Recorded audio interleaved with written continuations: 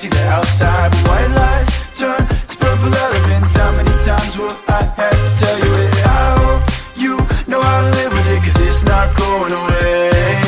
Don't try it on, don't try it on. White lies turn to purple elephants. Don't try, you'll become irrelevant. You can't train a purple elephant, give it a name and try to lock it away. But how can I take you seriously? You live with purple elephants. You think I'm being dramatic, it's the habit that'll drive you away. Yeah.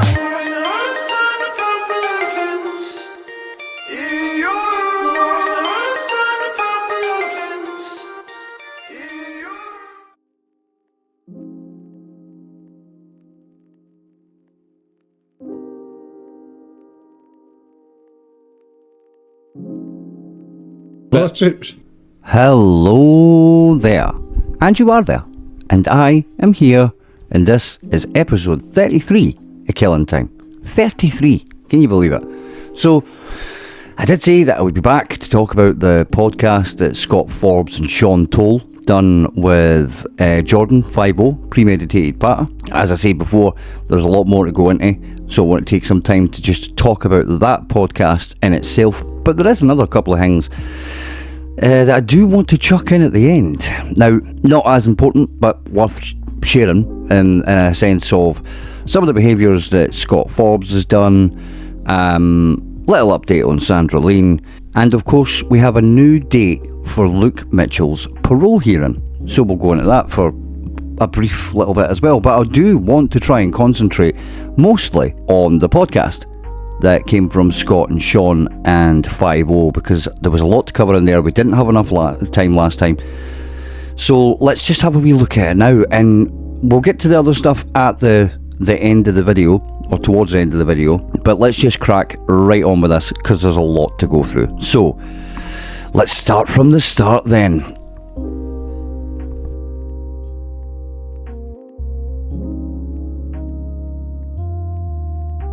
Quick thoughts before we get on to the first point. The video is supposed to be explaining how Luke Mitchell can get out of jail. Now, might just be me, but going back through it again, I still don't see any real way in which they discuss how Luke Mitchell can get out of jail, apart from kind of Scott Forbes saying that he needs to play the game, so to speak. But then that contradicts a lot of other things that Scott says, especially the way that he's been treated, the failed drugs test, etc. We'll get into all of that. But anyway, it's not like we've not spoke about his hypocrisy before. Let's, as I say, go into the first point then. So let's take it chronologically. Get right into it, right? At which stage is the Luke Mitchell case currently at? Right now, Jordan, I don't know. I've never been involved in Luke Mitchell's case for 2 years, but what I do know... There we go. That was a quick stop. So we're literally 20 seconds into this podcast. 20 seconds. Scott has said, "Hello, troops." He said, "Aye." And then the first sentence out of his mouth, his whole story and everything else just falls apart, really.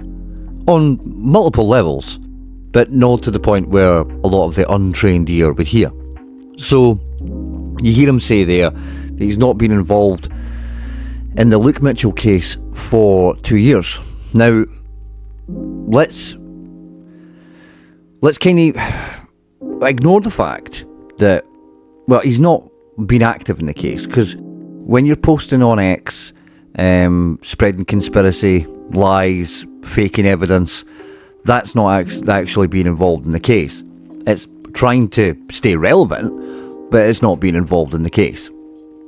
And being involved, it's more being involved with his little cult that he's got of like-minded idiots. But obviously as well, we all know, and we'll put it up on screen again, that Scott lied about being involved with Luke's legal team. He had the letter there where he admitted to Luke himself that he wasn't Luke's lawyer. So let's just ignore that as well. The problem is, which Scott doesn't really comprehend or have any forward thinking about, is during this podcast, he's going to go on, like we showed in the last video, to talk about how he spoke to someone that's involved in the Luke Mitchell case. Now, that was recent. So if he's not involved, he's talking to people in the Luke Mitchell case. I'll be honest, I don't believe that.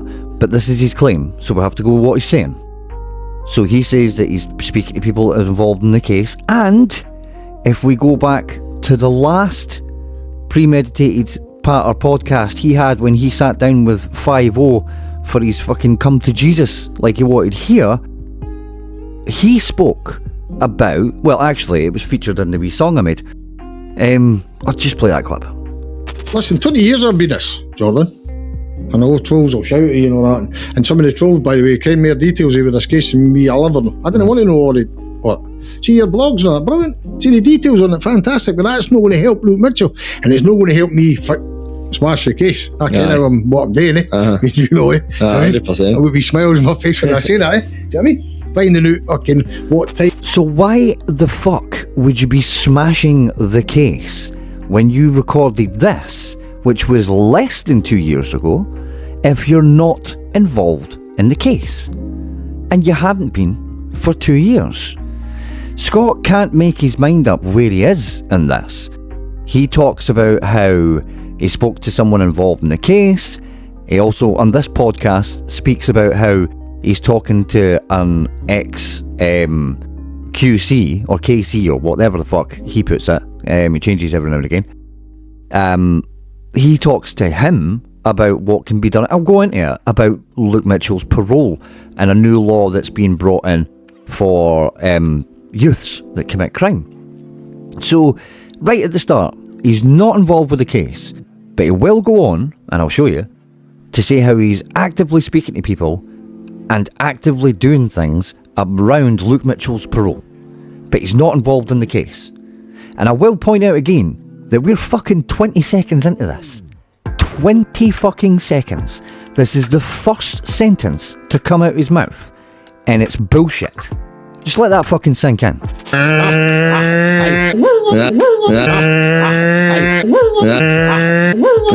be honest, the next couple of minutes is a bit of a ramble. Scott kind of trying to start a conversation or start his point. Some conversation between everybody talking about how parole works top end, getting transferred to Barlinnie or Greenock or all the rest of it. So they go into some details about that. This is just before Scott makes the claim about the drugs test that is corrected by Sean and FIVO. We showed you that in the last video. There is one little bit though of this I do want to point out, and believe it or not, it's not the pathetic Scott Forbes trying to get people's attention by tapping them on the elbow during their sentences like some drunk wife want to get involved with a story that you're telling at a family party, just to be tapped, kind of like a kid would do, just tap you on the side wanting your attention whilst you're having a conversation with somebody. It's quite sad, and I think shows the desperation a part of the reason why he's sitting here. But I'm not a body language expert. They do, as I say, they go on to talk about what Luke got up to, what Luke was entitled to, or as Scott expertly puts it. Right. I don't think a work programme, but he was going to hamburgers. So yes, the quick point that I wanted to bring up about this. See this, a lot of people say you can't get moved on if you don't claim your innocence, if you don't claim your guilt and all that. If Luke get moved on, then he's obviously they've moved him on. He's obviously done it. They've obviously, because there is a law that says you don't need to. They cannot force you to admit your guilt. They can't. Like so in my case, Exactly. This is a common misperception that has been painted by not only Sandra Lean, but Scott Forbes and the rest of the people that follow this narrative. There is nothing to say that if Luke Mitchell had admitted guilt, he would have been treated any better. That's not how it works, really.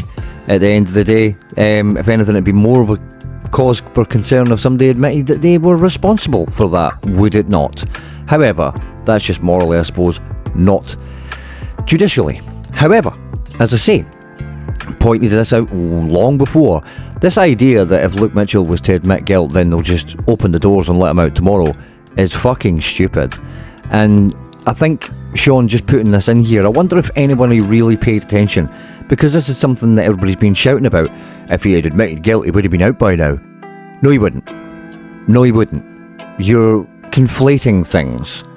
You're getting dates, numbers and everything else and kind of just mixing it in with stories, because that's the way the brain works. That's the problem with all this, which I've always talked about before as well, is reactionary based comments that come from something like this instead of critical thought.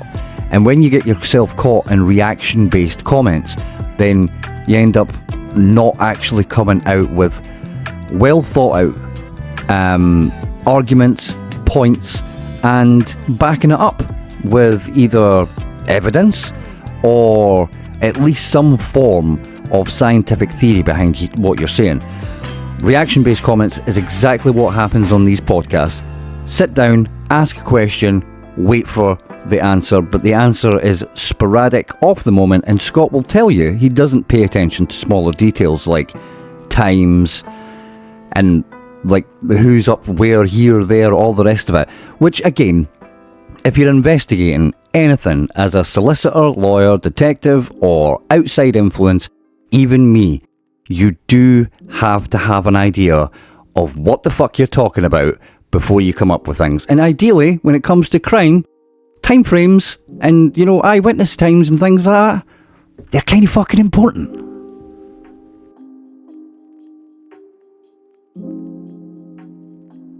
Like I say, there is a lot of things here to go through. A lot. And probably some more when I'm editing. You never know. Might have a future me segment. However, in the interests of keeping the pace up, let's just do some quickfire. Show you the clip itself. I'll come back in, probably splice in some old classics, some new little jokes, and tell you what I think. But like I say, let's keep the kettle boiling, as the saying goes. The name, he's got a fiancée who's running the show. I didn't want to badmouth him anyway. The damage that she's caused to the boy's case is genuinely incredible. Really, to advise somebody to go for parole when you're so close to finding maybe the killer and, you know, concentrate on that, fight the prison system instead of fighting the conviction, I think was one of the worst things. So what is she advising me today to go for parole and see that? Because I'd imagine he'd want to go, because when did he get convicted? Was it 2003 it happened? 2003, John. So he's 22 2005, 20. So he's 20 years into his rest, so this is his parole date. Yes. Surely you would want to go for parole in any case, you wouldn't? Of course, but you go for parole now and listen to police. If Sean Toal come and gave me advice how to get parole when you're an innocent man in jail, I would listen to me. No, I listen to somebody who's done it. So, I think listens to his mum. I obviously like that. As said before, Luke Mitchell's parole is Luke Mitchell's parole.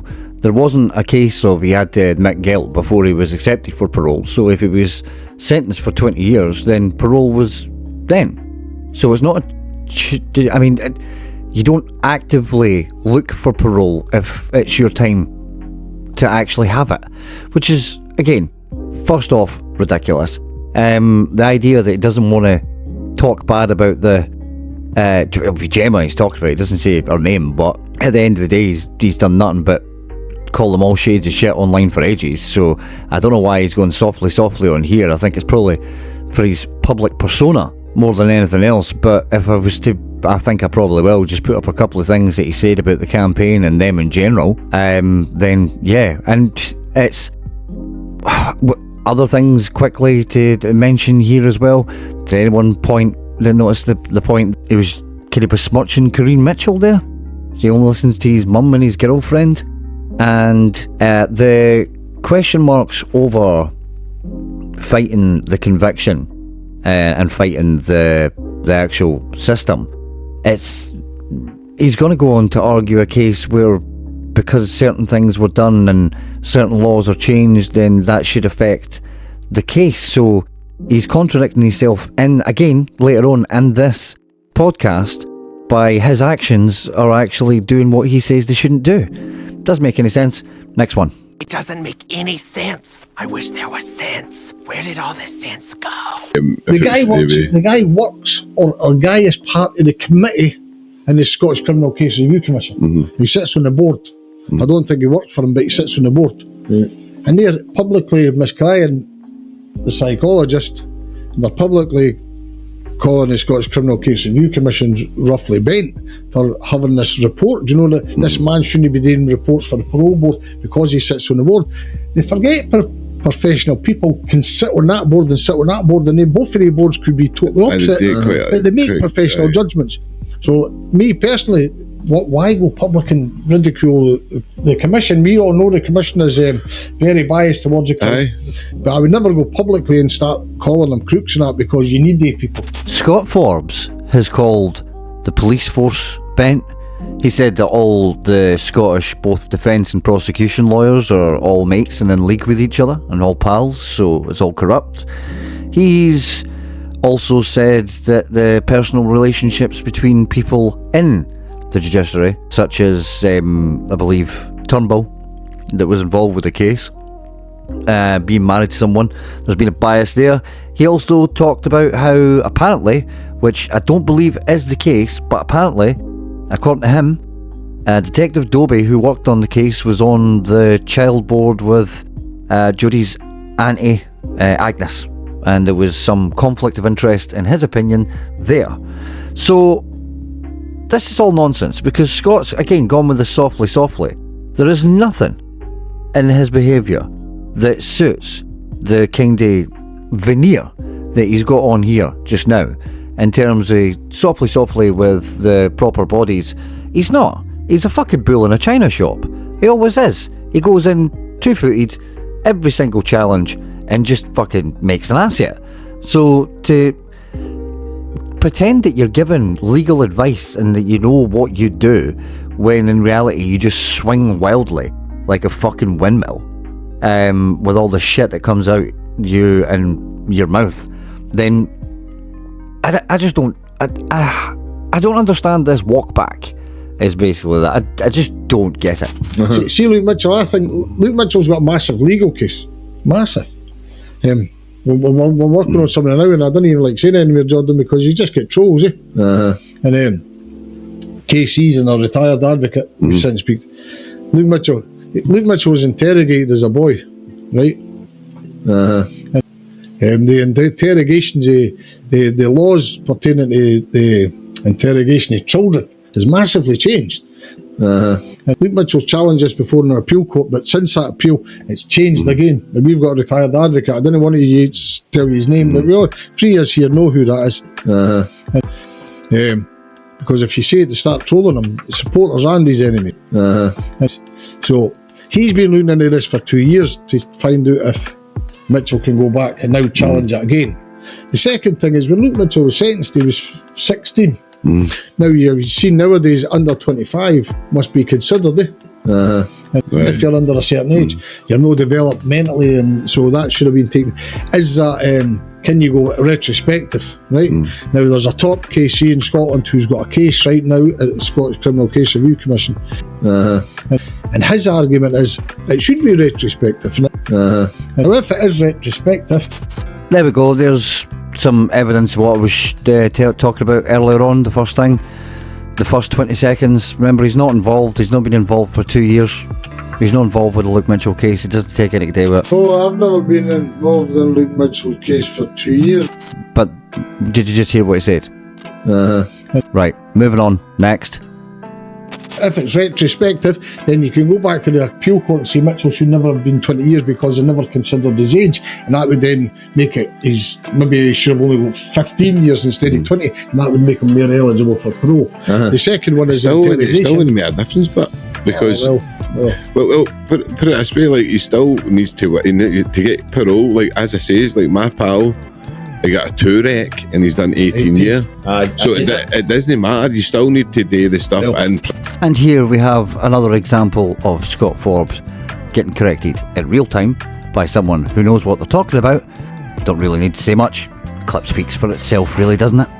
Sean kind of doing my work for me. That's kind of what I do. And granted, in fact, actually, Sean's probably the only person who's actually ever pushed back on anything Scott said. There's an interesting fact for you. Not got a lot to say about Sean Toal, but that's one of them. He is the only person who has ever really pushed back on anything that Scott Forbes has said. And like I said before as well, on the last video, a lot of the people that were watching the video, and myself, and Scott Forbes, all got an education at the same time, as you can clearly see. And it was too late. Everything in this case is destroyed. I think it's 4,000 productions, 2,000 that were hidden for the defence. The Green Parker Cut, Jodie's psychology report, Mark Kane's essays. They are massive disclosure issues. Disclosure is, in law, is when you go to trial, you must be privy to every single thing that's against you, right, for you to have a fair trial. If some of this stuff is not disclosed to you, then you've not had a fair trial. So Luke Mitchell's got a legal... It's not a mad thing, but it says for strategy or something. Ah, well, yes. And like legal strategy, because I remember that happened in my case with missing trainers. Well, see, the big thing with that is they would argue did Luke Mitchell's lawyers get to read what wasn't on the production, so they would have to read a non-production list. Well, I'll see what a production list is. So when you open up the file, there'll be a items not on the production list. If the lawyer went through that and missed the Green Parker, the big thing is Luke Mitchell had an appeal in 2008. Alan Beckett told the appeal court that Mark Kane didn't write essays.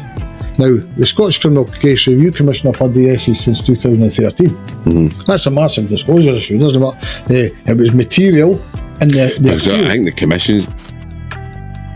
So there's another example of Scott Forbes being corrected in real time by Sean Toal. You probably also noticed as well that what goes on to say that the non-production list kind of infers that it's not Donald Finley's fault, but someone's fault for not checking that, maybe not seeing the Parker, but I thought it was a disclosure issue.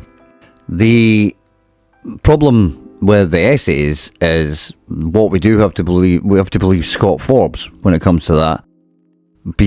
You hear him there. The essays have been there since 2013. There was an appeal in 2008. Somehow that makes it a disclosure thing as well. The only evidence we have of the existence of these essays is the word of Scott Forbes, because everything's been destroyed apparently. So the only proof we have is Scott's word. Do me a favour. So the only thing we can really turn to is something like this, where it says here, John Beckett QC for the Crown said a statement from the lecturer confirmed Kane wrote no such essay. From a news piece there, when was that? 2013. So in 2013, the QC had confirmed that no essay, but they had it in 2013, you said. So, the conspiracy grows deeper. What is this news piece anyway? Something from the Daily Record. That's what it is. Luke Mitchell witness wanted 50k for his story, a court hears. A man claiming to have evidence that could clear Luke Mitchell of the murder of Jodie Jones wanted to sell his story for £50,000, judges heard yesterday. Mitchell's lawyers wanted the Court of Criminal Appeal in Edinburgh to hear from Scott Forbes. He implicated drug addict Mark Kane, who is alleged was in the vicinity when Jodie was killed, had explained injuries to his face and was acting strangely. Mitchell's lawyer Donald Finley QC said, cannabis addicted Kane ticked all the same boxes as Mitchell. Forbes and Kane, a student at Newbattle Abbey College at the time of the murder, Forbes said Kane, had written an essay, Killing a Girl in the Woods, and the lecturer of the college could confirm this. But John Beckett QC for the Crown said a statement from the lecturer confirmed Kane wrote no such essay. He added that Forbes had told Kane to play along and will get £50,000 from the newspapers. In December, the appeal judges heard of two possible suspects. One was Kane and the other was James Faulkner, whose DNA was said to be found in the used condom near Jodie's body. Yesterday, Mr Finley told judges that he was dropping any further claims about Mr Faulkner, but he told the judges he wants them to fix a date in 10 weeks to hear claims about Kane. Jodie's body was found in the woods and so on and so forth, so there we go. They confirmed that no such essay was written in 2013. Scott says that they had them in 2013, so the conspiracy grows more. Is it just all these people lying, or is it Scott Forbes? Listen, I'm not going to take credit here because I never blow my trumpet. I done well in your case, eh? Aye. But listen, we were speaking earlier about the establishment. I've overturned the murder conviction. Aye. People can say, he's not a lawyer and he never... Just to make up things as they go along in their own wee simple minds, right? I overturned the murder conviction on my CV is a massive achievement, right? They were talking about establishment. John Jenkins is a man, he sentenced to life and he got life imprisonment for a murder. So, much in like the last video where Scott misrepresented the facts, you would find, if you were to look into it, that the judicial panel for the case itself was made up by three judges, Lord Clark, Lord Brodie and Lord Osborne. Lord Clark delivered the opinion of the court. The case background: on the 21st of September 2010 at the High Court in Glasgow, a jury convicted John Joseph Jenkins of multiple charges including attempted murder and assault related to a violent incident in Airdrie on 31st October 2009.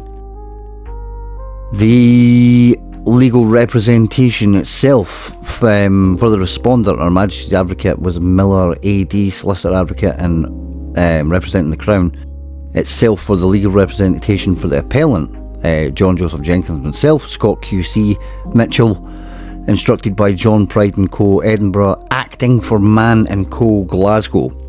So, folk acting for Mann & Co. Glasgow. Now, we do know that Scott was involved in Mann & Co. Don't we? That was the solicitor they threatened that we've read the stories about before. And again, you'll see there that was 2010, 2009 and 2010, 2011, just round about the time where Scott would have been a trainee at Mann. It was 2011 where the legal case for his the case was heard. So again, much like with Sean Toal, the timeline confirms that the things that Scott uses as proof that he was a lawyer is when he was a trainee. Oh, I'm sorry, just facts getting in the way of your little story there, Mr. Forbes. Drink it in, man. That's the thing as well. These dates are important. You'll notice any case he references comes for around about 2010, 2011. Because that was the last time he was involved in any type of legal proceedings. Because he got turfed out the profession after he made the threats. Simple as that. He's not a solicitor. He's not a lawyer. He was a trainee. And the examples he gives are all around that area. Remember, even the letter that he sent to Luke stated the years were 2000 and, well, it was 2011 it said, but 2010 to 2011. And that's around about that time as well. There's nothing else from after the fact, guys. It's important that you look at the examples he gives you as well. And if you look at the time, which you can Google, if you look at the time that these things happened, it was round about that same time when he was making threats to manslaughter. It's as simple as that. It doesn't take a rocket scientist. Again, I'm praising myself. I done brilliant work with I. Aye. To try and get that knife was, you had to go before appeal courts and ask, and you can't go for a fishing exhibition is what they call it. You can't just go and look at fishing about for evidence. You must go to them and say, listen, we need this knife for specifics, for this reason, that reason. Same with the sperm samples. You can't just write Mitchell's case and say, we want to test this. You must tell them why. Like the work was done in 2000. It's something that just probably goes under the radar and people don't really notice, but I just wanted to put this one little bit in here, and I swear to God it wasn't just because of Scott chewing on his word. And you can't go for a fishing exhibition is what they call it. You must go to them and say, listen, we need this knife for specifics. Expedition and specifics, but regardless, it wasn't because of that, as funny as that is. What it was because, as you see there, you can't go on a fishing expedition, but you need a reason for it. And you'll just see at the very end of the clip there, it goes on to give a reason why. Because the science has improved, and we need to do this because of this. So, why is there a problem to begin with, then? Why is it an issue, if you've already got a reason? Because the science has improved. Absolute fucking gibberish from this fool. Brain broken fool. go to the Law Society, and because you're not registered as a solicitor in Scotland, oh, you're not on the Law Society. I just laugh. I used to take the bait, yeah. Right, I just laugh. I think my licence lapsed, I think, 2015, because I never renewed it. You have to go back and renew your licence, and tell them why and all that, if you've not been working for the last year, or you've not been doing this, why. I just never done it, so it lapsed, I think, 2015. 2000, I don't know, 70, I don't know. I was sitting in Dunfermline Sheriff. He wasn't on the Law Society of Scotland. You won't find him on the Law Society of Scotland because he didn't renew his licence in 2015. But was in court 2 years after his licence ran out with a Hibs player. He didn't even really try with that lie, did he? Did anyone notice that one? In court 2 years after not renewing his licence. But there was nowhere, like, to Terry Mullins come in, there was no questions, and he was professional.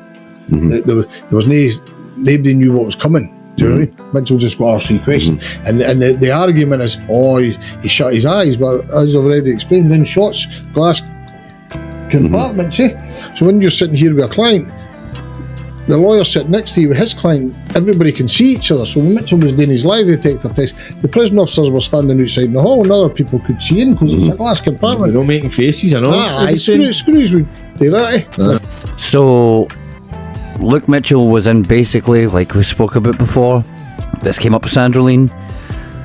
So Smart Duck, the one that followed us, I don't know if they still do, at the start, they actually made a little clip about it. I won't steal their clip again. We'll just go right to the source.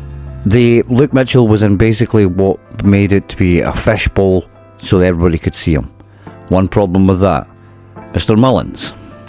See, for the privacy in Luke's case as well, in the prison, should they have got more privacy when they done the polygraph test?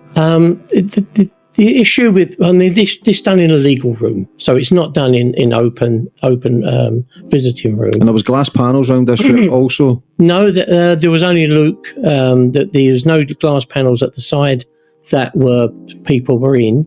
It was only the viewing thing, which is a good thing. You need a guard. I mean, nobody knows what a prisoner, I'm not talking about Luke, a prisoner in particular, may do or not do. So that's not true. And Scott Forbes was introduced to Terry Mullins by Sandra Lean, was he? Was he now? Mr. Mullins? Who came to you first to do the polygraph with Luke Mitchell? It was I think it was the Daily Mail, a newspaper in Scotland, that contacted me, and they asked me if I would be prepared to test Corin. Like, the guy needs to keep track of his shite, because other people will tell the truth, even just through conversation. You fucking moron. Also, whoever thought they'd hear this question on a fucking podcast? What is the anal sphincter? Can I come back to one thing here?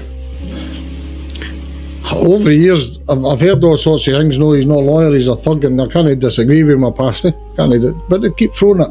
But one of the accusations was I told lies about Jodie and her mum and that, right? And when Jodie's dad committed suicide, and I says Jodie was in the house at the time, and he says I was a liar, and then Jodie was on holiday with her granny, and but I've never ever told a lie in this case, Jordan. I look anybody straight in the face. I didn't lie. I've never lied about this case.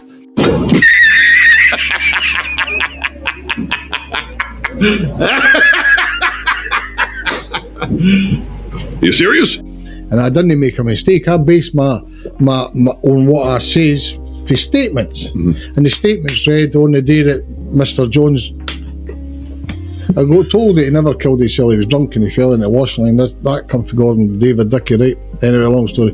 But on the day he committed suicide, Jodie's mum says she gathered up the children, plural, and she went to her mother Alice to come and get the kids.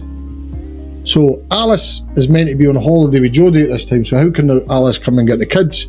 And the children living in the house was Joseph and Jodie, so there's children there. So I never based it on lies, right?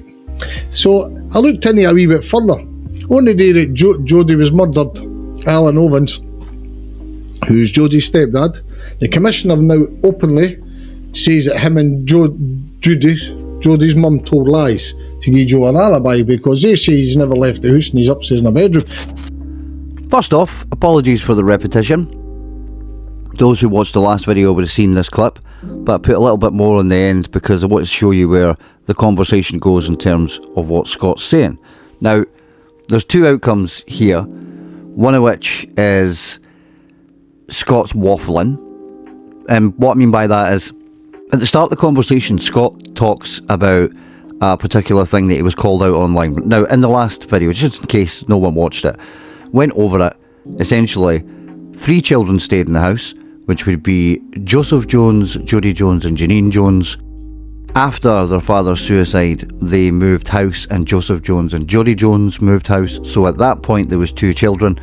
At the other point there was 3 children. So the idea that they pluralised gathering the children is explained by that, but Scott can't add up. So there's that.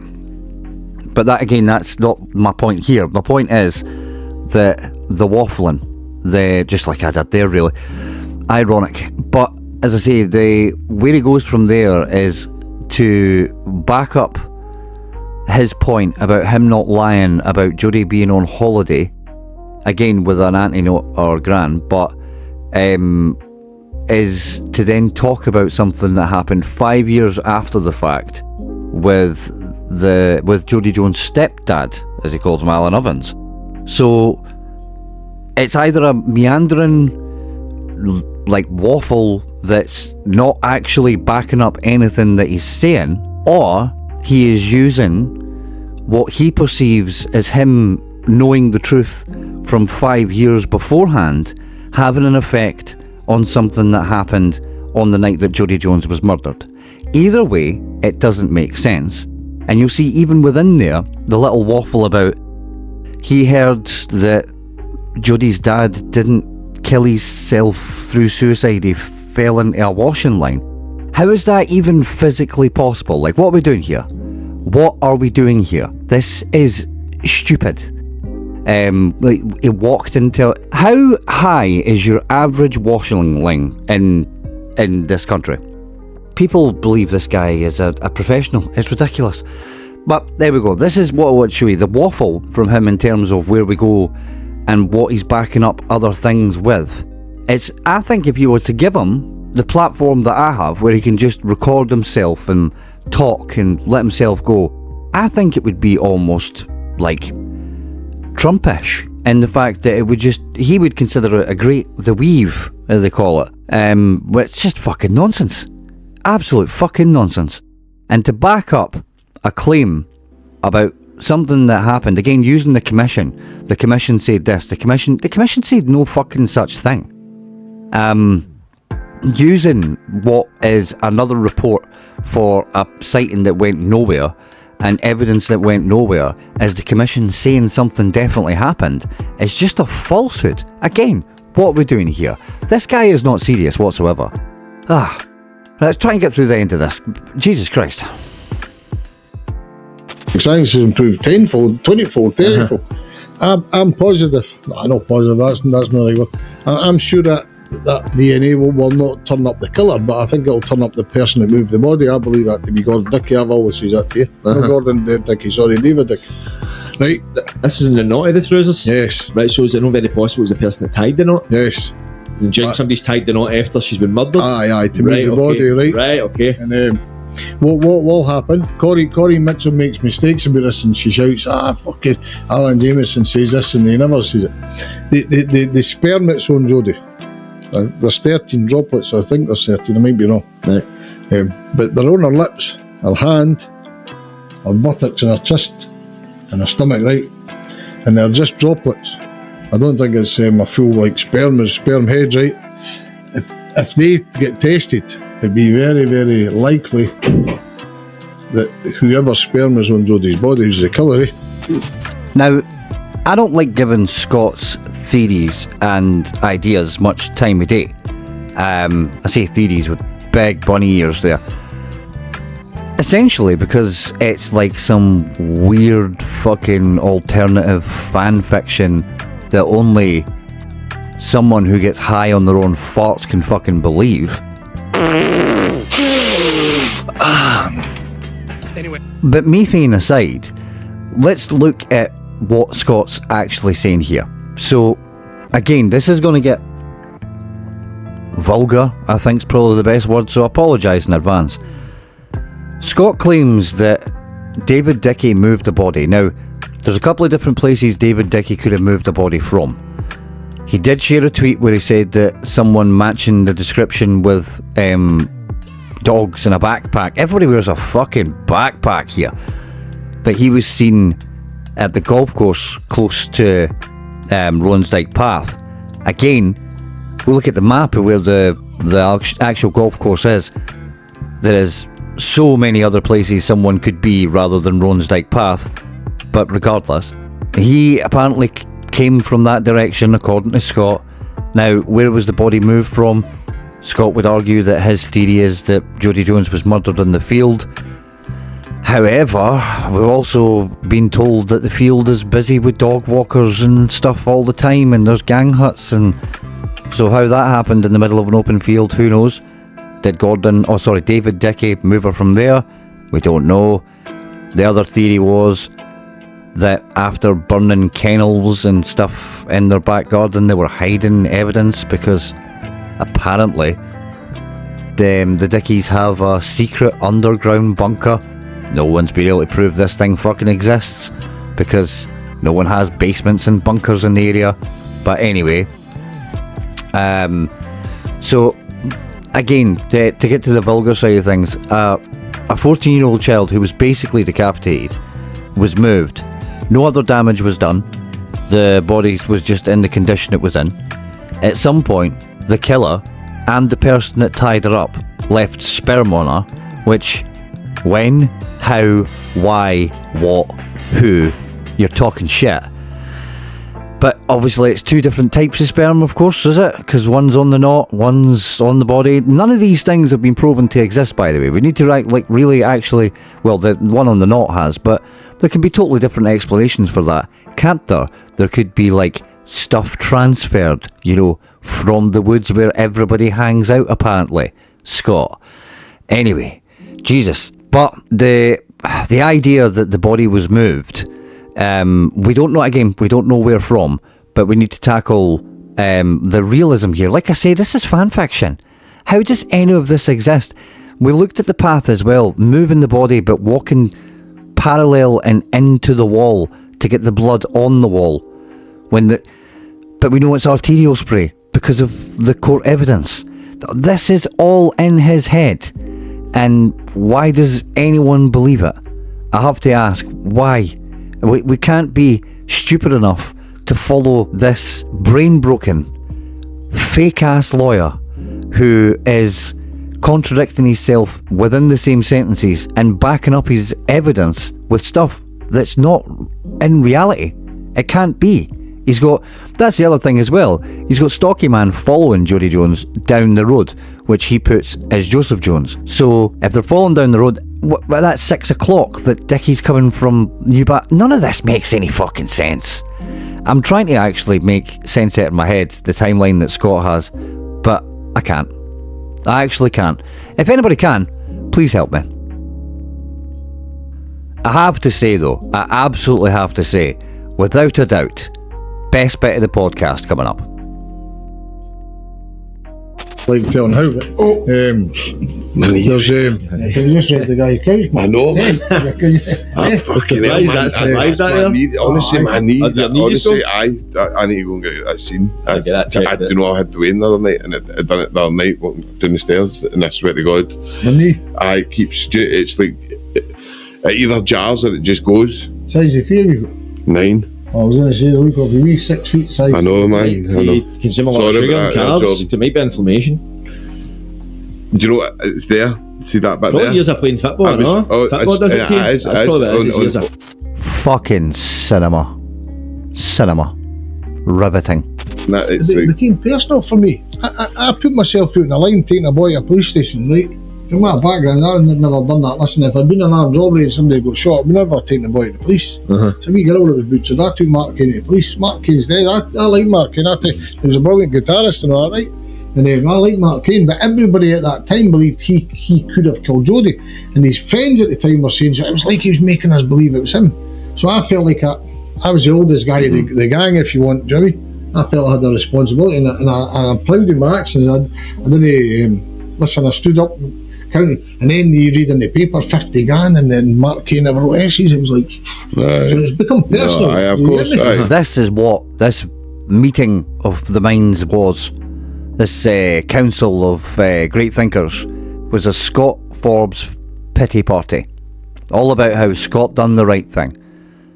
Everybody was making him feel like Mark Kane was making himself look guilty. Let's ignore the fact that he says that he took him to the police station the day after it happened. Ergo, what chance would he have to speak to anybody about the way Mark Kane had been acting? And for me, you can always tell a good lie by the reasoning that's used within it and some of the statements that come from it. And there's one, did I hear it right? See that again? I put myself out in the line taking a boy to a police station, right? From my background, I've never done that. Listen, if I'd been in an armed robbery and somebody got shot, I'd never taken the boy to the police. So we girl that was butchered, I took Mark Kane to the police. So Scott Forbes knew that someone was guilty of murdering someone after committing armed robbery. He would not report them to the police. He only reported someone to the police because they murdered a little girl.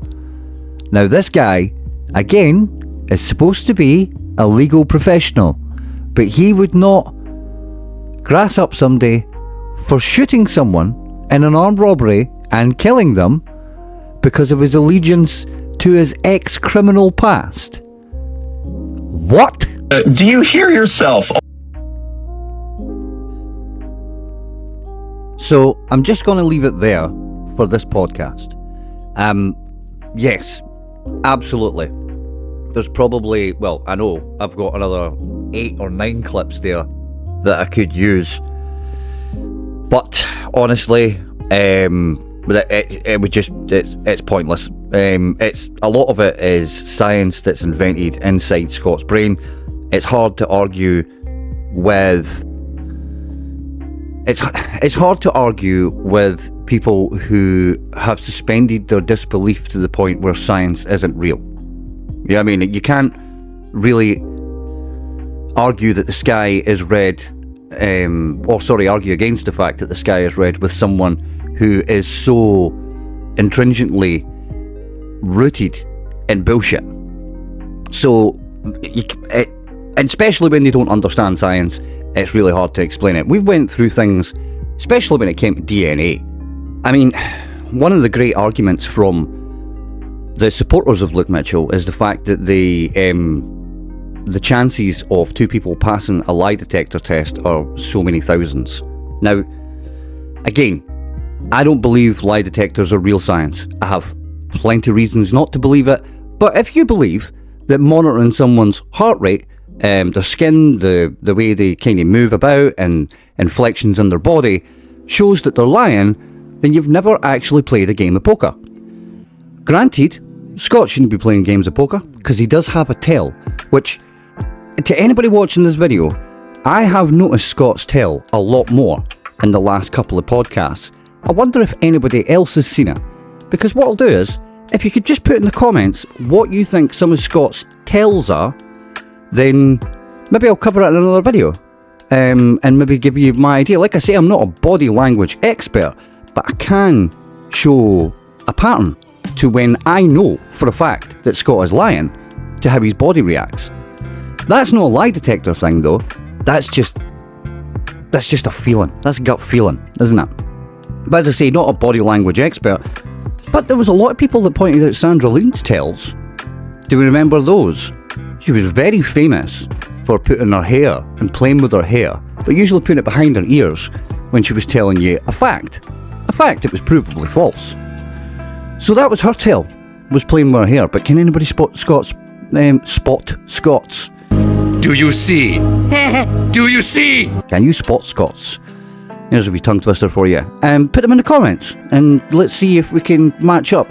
Put this way, let's see if I'm right with what I'm saying.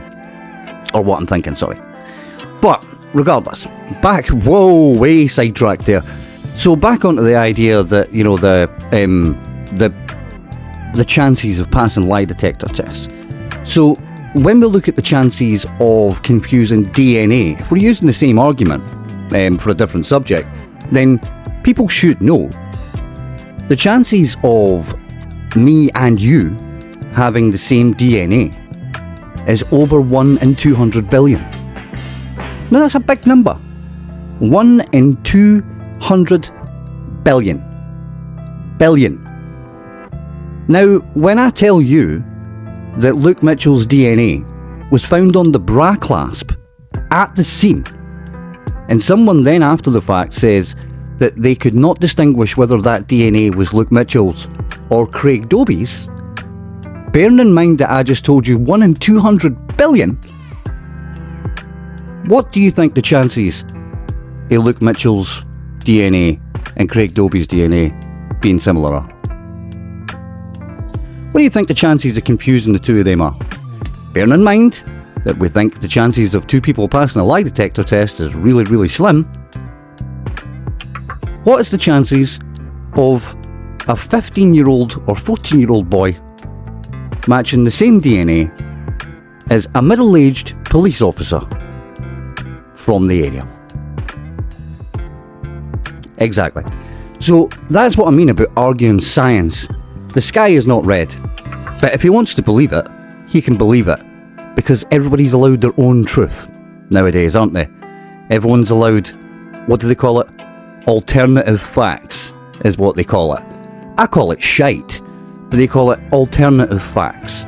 When people came out with the sentence, "We have had enough of experts," I don't think the best idea following on for that was to substitute them with fraudsters who fake their qualifications and don't understand the subjects they're talking about. It's kind of a fucking step backwards. The problem that we've got, and sorry to go really off tangent on this one, is this is not a hot take. Plenty of people have said it.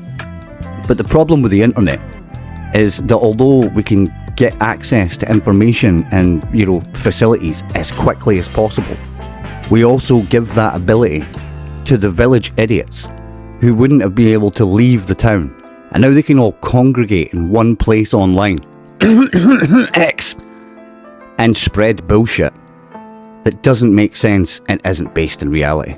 So yes, the internet's great for learning new things, but it also gives a smoke signal communication tool to the smooth-brained knuckle draggers like Scott Forbes and his minions, ready to spread lies for a couple of clicks and some clout online. Let's get on to one of those people right now, and then we'll do another wee subject, and we'll wrap up.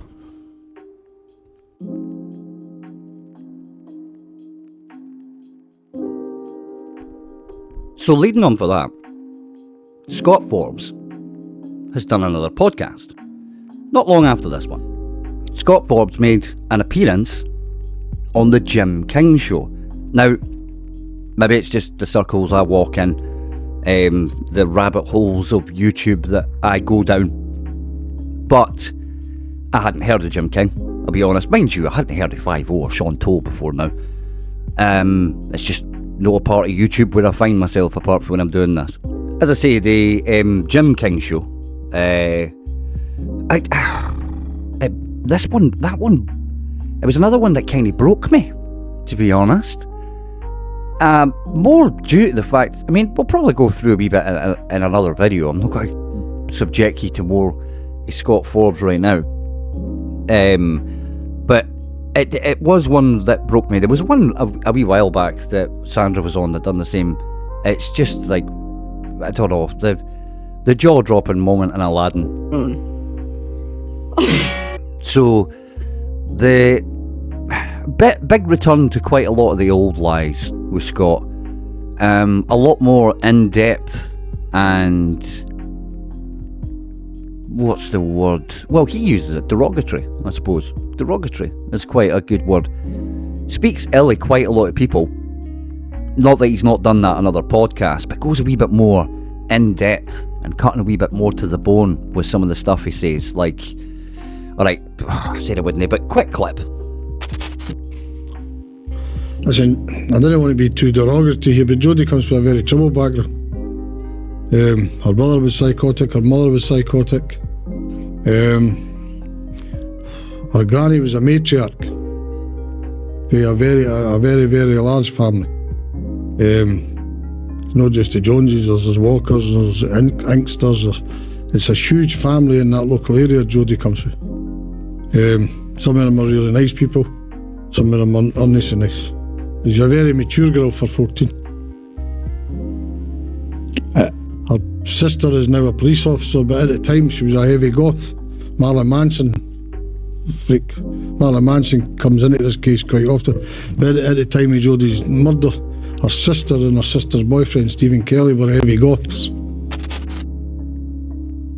That's all I'm giving you for now, right? See, but there you go. It was a bit more brutal on his part for some of the stuff that he said. But as I say, it broke me. Totally broke me. I don't know if it's because every time I saw Jim King, I could just see this guy. According to the sat-nav, it's 95 kilometres.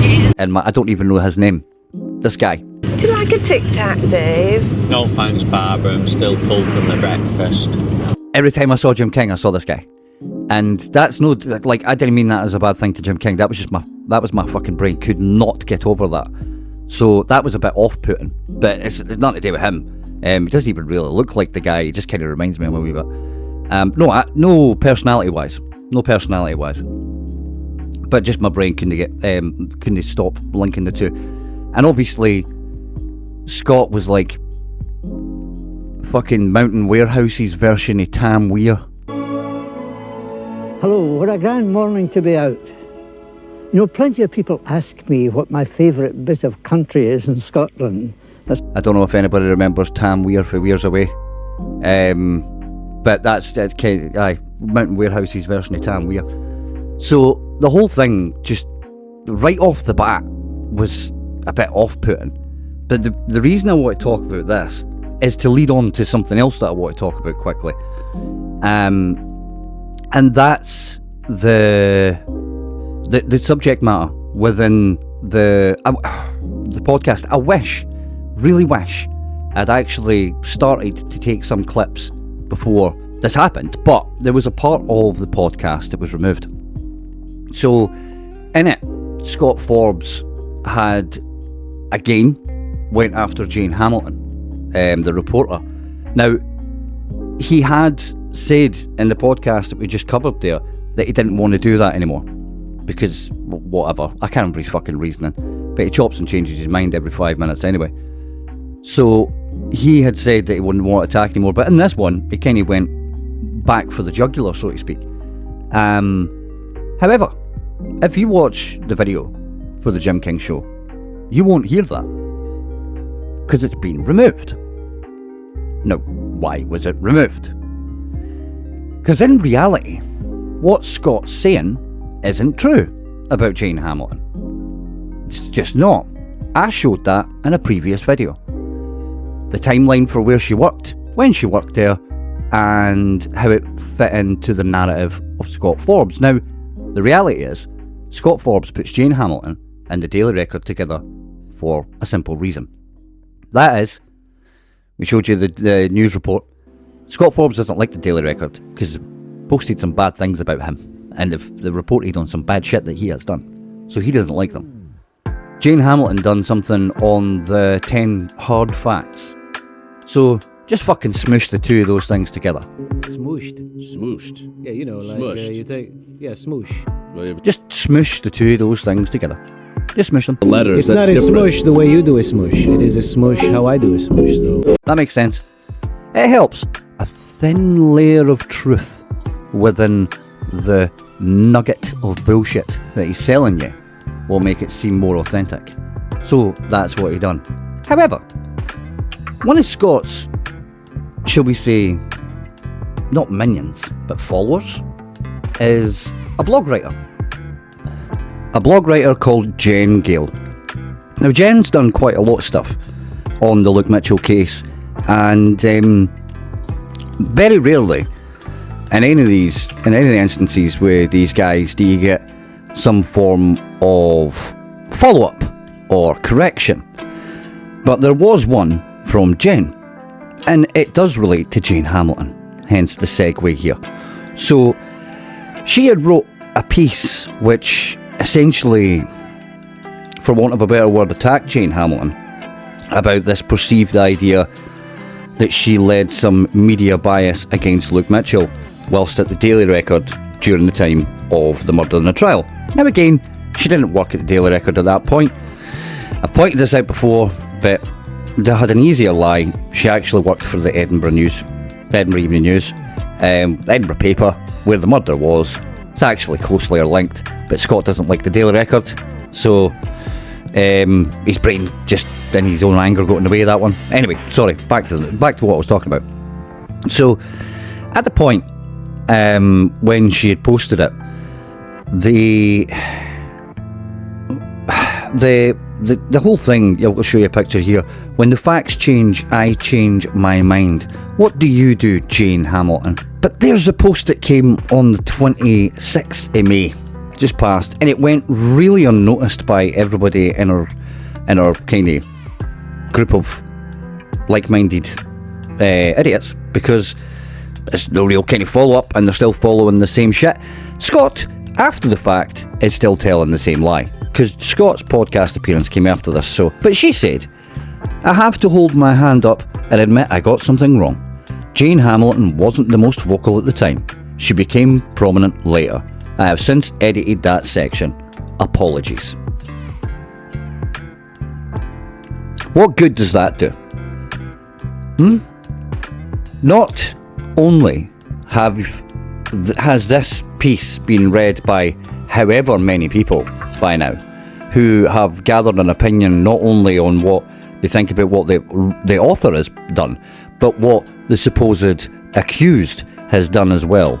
And how many people do you think came back to read that little paragraph on X about the retraction? Also, when you really think about it, if this was a part of the narrative that you've been helping discuss and spread, that came from Scott Forbes and Sandra Lean, and you've helped get this message out there about as to the terrible, terrible behaviour of the journalist in question, then what else from those people have you helped spread that isn't true? And why do you still continue to believe and follow, even though you yourself have shown that their narrative is not true? Off the back of an idea of a false narrative convicting an innocent boy, you have somehow picked up another narrative where there's provable falsehoods proven by you and the research that you have done since writing that. How much of what they've said and you've spread can be believed? You undermine your own argument when you do things like this. It doesn't make any sense. Now, at the same time, there's still conversations between the same people who have spread this bullshit, and they're not at any point having any self-reflection to say, wait a minute, let's look at it. Scott Forbes supplies photos of Craig Dobie and Alan Evans. He gives them to his lead head attack dog on X. They make memes, they put texts, they post these, they share these for months. After 5 minutes of looking at it, I prove that it's not Craig Dobie, it's not Alan Evans. Then the minion in charge falls on the sword for Scott Forbes, even though I can show that Scott Forbes passed over the photos to them. They take the blame for their mistake. Scott clarifies that by saying you just made a mistake, even though he knows that he gave her those photos. Now we have a blogger who spent over a year helping spin this narrative, and then she retracts to say that the main culprit, who are part of this media bias, is not as culpable as first made out. By who? Scott Forbes. So here we are again. Does anybody have the brain power to keep going on from here? Or is this where you get stuck in the sand? If you could see the face I'm pulling right now, the logic, the fucking mental gymnastics that you have to do to ignore the two things that I've just said and still think that this guy's telling you the truth. Fucking ridiculous. If anyone has the mispleasure of following me on X, that's mispleasure for two reasons. One, you're on X, and two, you're putting up my part. You'll see that I spend a lot of my time calling out grifters and carnies. I fucking hate grifters, and I think it would be a bit hypocritical of me to monetize this for what I'm doing here. I thought for a second I was going to do it, but it's not right, to be fair. So if I ever do a channel in the future that covers more things, like different cases, maybe even a totally different subject, then I'll look at doing it then, because I'll probably be doing something a bit more, I don't know, like kind of generic, if that makes sense, not something so focused. And I don't think, again, saying that people shouldn't be making writing books and making money out of charities and skimming a wee bit off the top, saying that that's the something that's wrong, and then making any kind of profit for myself would seem a bit backwards. So that's just my thought. It's not exactly what I'm going to cover here, but that's just my personal thought. I'll put that there just now so people understand where I'm coming from. However, just as we're trying to wrap all of this up, it's worthwhile pointing out that, a couple of things. Quick Sandra Lean update. She's actually another part of another charity now. I'll share some photos here just now, or kind of trying to be Mr. Bloom, a reinvention of character, the idea of bringing community together. Now, I'm not going to shit on everything that's happening here, because I believe there will be some good that come from it, but the idea of having Sandra Lean run charities is, it just doesn't fucking smell right with me. It doesn't pass the sniff test at all. I believe there will be a certain amount of clawing back of her perceived kind of standing in the community. I think putting out some fires here and there, hoping that no one links the two in some cases, but maybe being used as some kind of psyop to get other people on. But no, she's not taking anything to do with the case, which again doesn't pass the sniff test, but again, is what it is. So she's doing that. However, I am not like Sandra Lean. I'm still here and I'm still doing other things, and I've had the chance, and I honestly mean this, I'm quite thankful that I had the chance to speak to a couple of people that were close to Judy in the last little while. I actually have another meeting coming up with someone else, so I'll update you on all that as well. But now, I'll head up, I'm not, as with everything, where I get my information from, I am not Scott Forbes or Sandra Lean, so my sources are quite safe. I see the hate that I get online. I wouldn't want anyone to be targeted because of anything they say that relates to it, especially if they're more involved, because it's a bit more raw. So yes, but thank you to everybody who has reached out and continues to reach out, both that are just supportive messages and people that want to tell me their story. It is appreciated, so thank you very much. As I say, getting a chance to speak to some people about how they feel, and not go to specifics, but to get to understand the situation a bit better, understand the person a bit better, which I think is something that's never been done by anybody that discusses this. At the end of the day, when we look at the people that they have spoke to and the information that comes from Scott Forbes and Sandra Lean, it's definitely from a side that's, wholly weighted in one direction.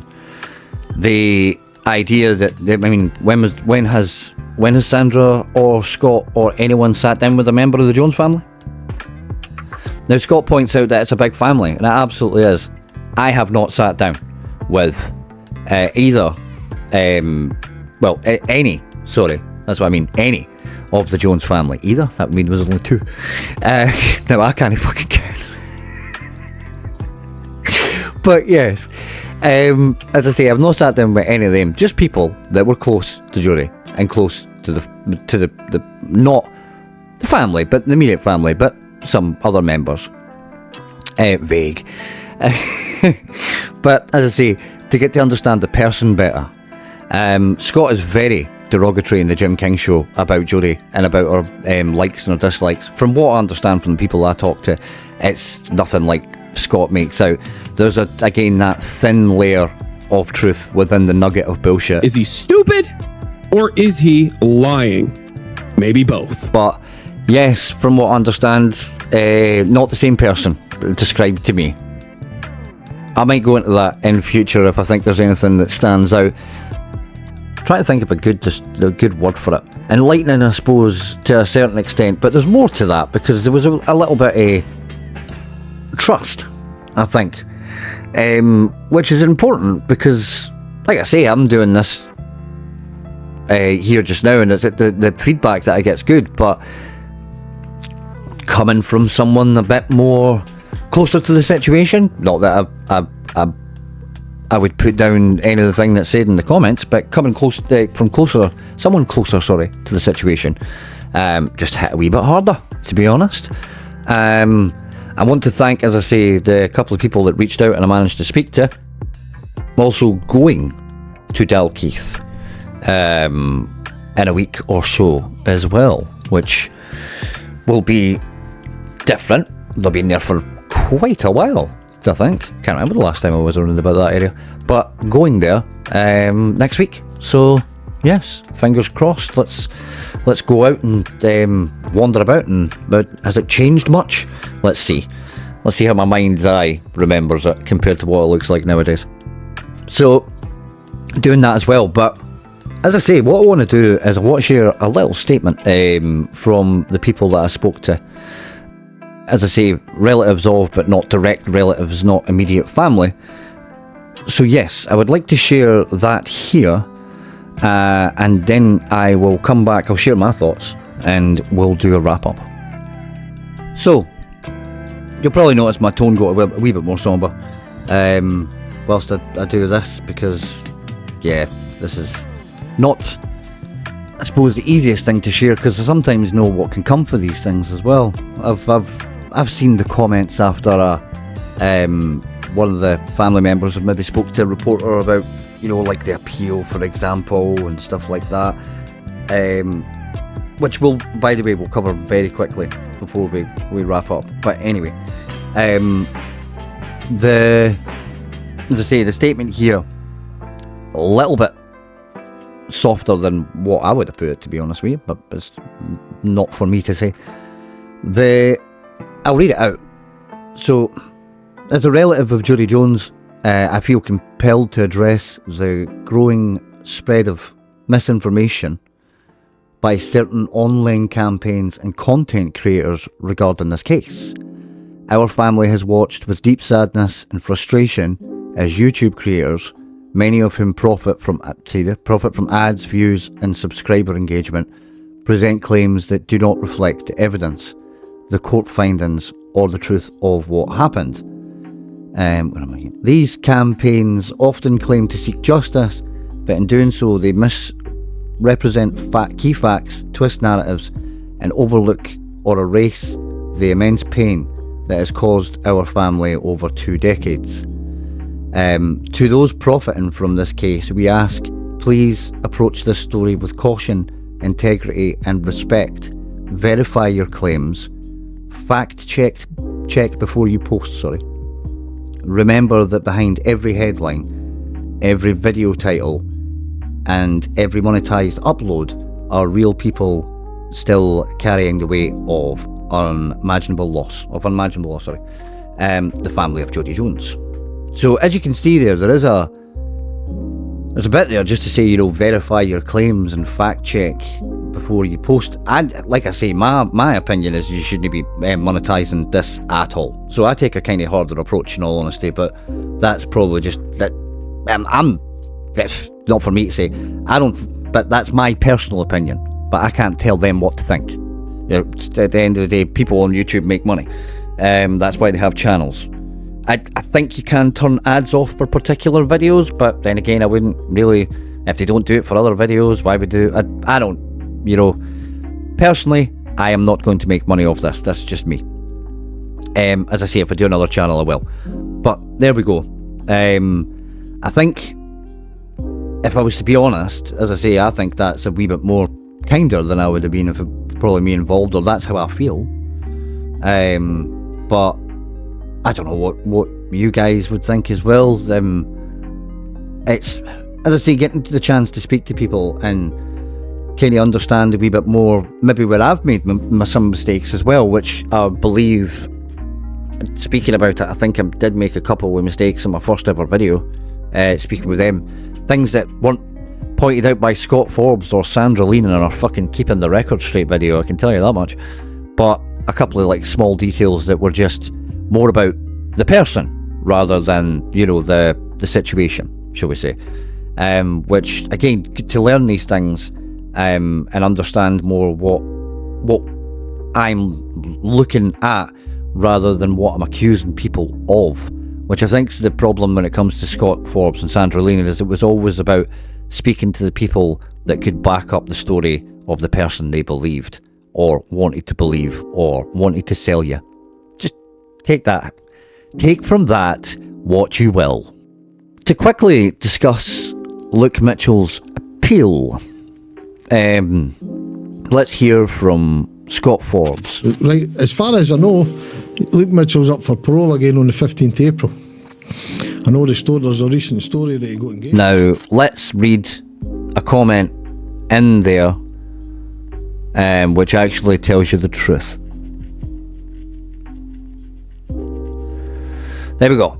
So this is it. This is when Luke Mitchell's appeal is. Not when Scott said, the expert, who's not involved in the case but is working on the case with retired KCs.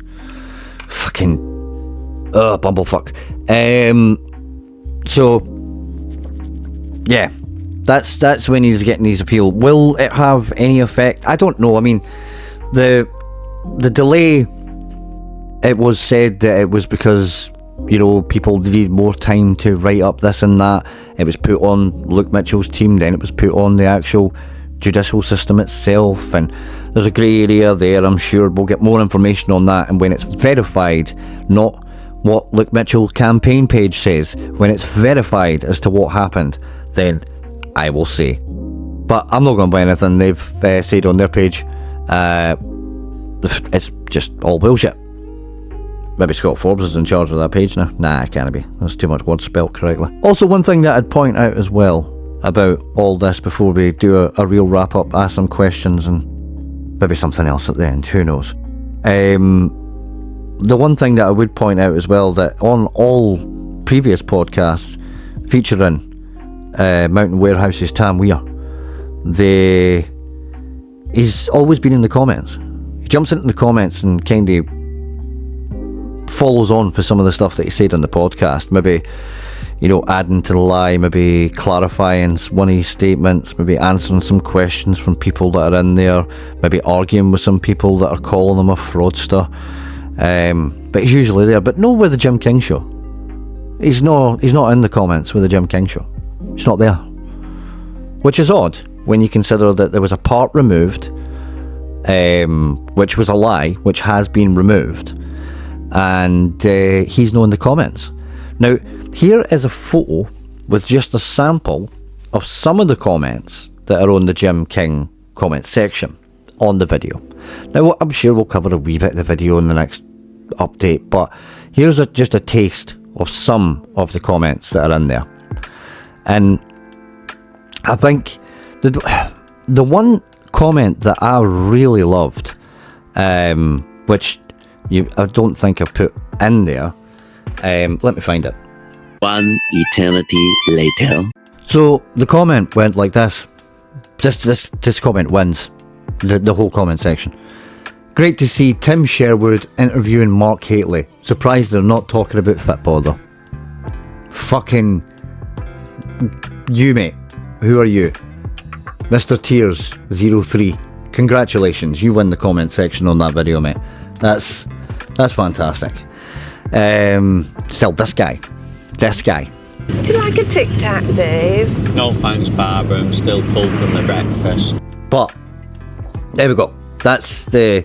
Yes, let's do a quick wrap up and we'll pose a question, shall we?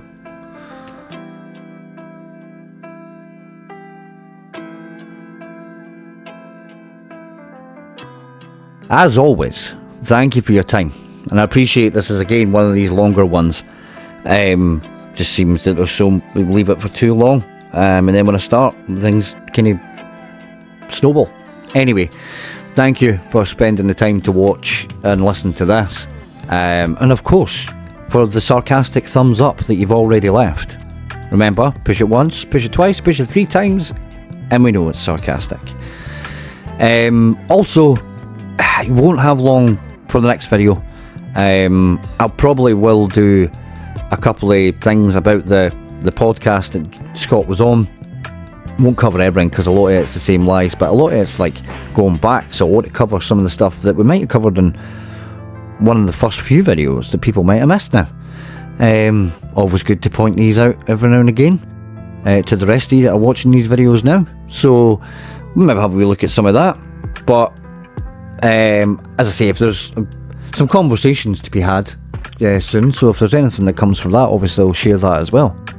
Also, just to give a shout out to Fellowship, made another video recently about some of the discrepancies in Sandra Lean's book Innocence Betrayed, which what I'm going to do is, here's a little quick clip and I'll put the link in the description below. Please, anyone, especially if you've got this far in the video, after you're finished here, go across, give Fellowship a follow, another wee thumbs up and a comment. Tell them we sent you, but don't be a derrick. Why am I making this video? Because the family of a 14-year-old murder victim have not only endured the loss of their daughter, but have been subjected to specific accusations which are provably not based in reality. This isn't about who killed Jodie Jones, it's about clearing up the lies. But Thank you for watching this, thank you for the sarcastic thumbs up, and obviously, comment below. But what we're going to discuss in the comments, guys, obviously leave your comments about what you think about what we've discussed already, but I would like to leave you with a question. And this is, I'm honestly, genuinely interested in knowing a couple of things here.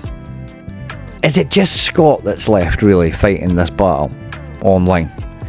And is this more of a case of it's all that Scott has and all that he's known for and all that he can kind of levy off when it comes to other opinions? It's people knowing who he was when it came to the Luke Mitchell case. Is that all that he will be known for, and how will his legacy kind of go for here? I mean, like I say, is the only person left. Sandra Lean is now a gardener. Sandra Lean is Green Claws. I don't know if anybody remembers Green Claws.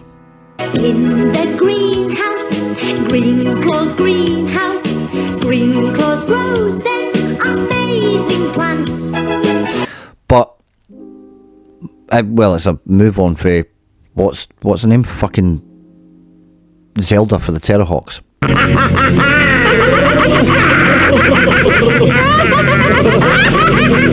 Anyway, regardless of my silly put downs, is Scott just now bleating to himself about all this as well? As I say, some of the future videos, I want to go back. There's other things that have came to my attention from ages ago, namely Sandra Lean's Twitter. Oh, wow, that was an experience going through some of what was on that. So, although Sandra Lean might not be with us anymore, there's a lot of her lies that are out there, because she retracts absolutely nothing. Jen Gale does, but then again, what good did that do? So might go and look at some of that. But is Scott, is that him? Is this him now? Is this what Scott's known for?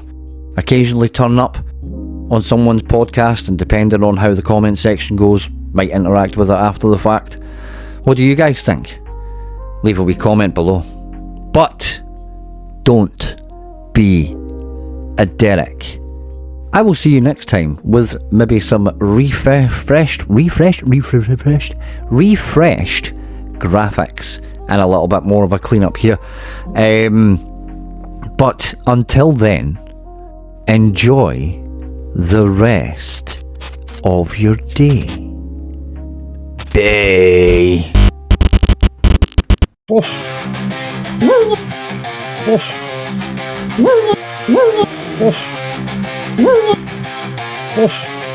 I'm praising myself.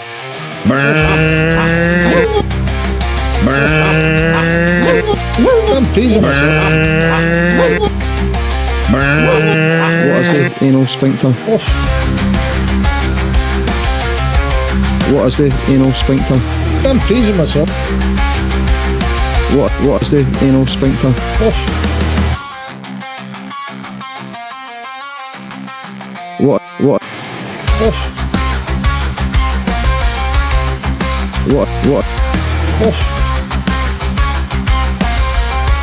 What is the anal sphincter?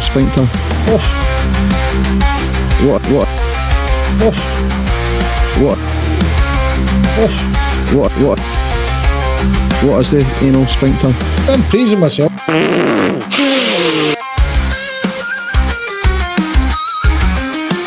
For Pacific. For Pacific. For Pacific. I'm praising myself. For Pacific. For Pacific.